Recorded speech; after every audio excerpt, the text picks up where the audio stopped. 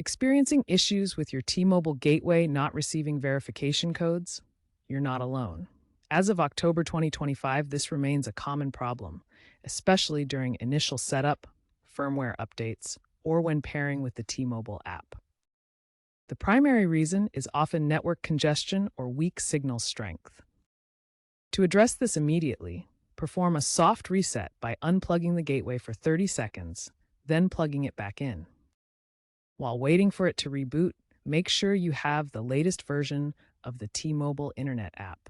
In the app, look for the Troubleshooter wizard to automate resending the code or start a diagnostic check.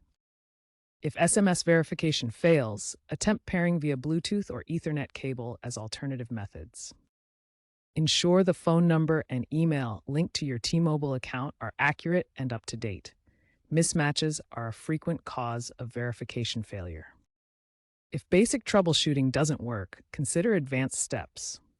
Access your gateway's settings via a web browser at 192.168.12.1 and check firewall settings to ensure they're not blocking incoming SMS or email ports. For rural users with weak signals, relocating the gateway to a higher position can improve reception. T-Mobile is trending towards app-centric management and AI-driven diagnostics to resolve these issues proactively. By 2026-2027, expect a shift towards end-to-end encrypted verification over 5G, reducing reliance on SMS and improving security. Stay updated with the T-Mobile app and firmware updates, as these often include fixes for verification issues.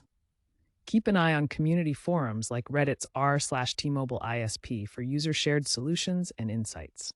The industry is moving towards hybrid verification methods and biometric authentication, so expect more seamless and secure pairing options in future T-Mobile gateways.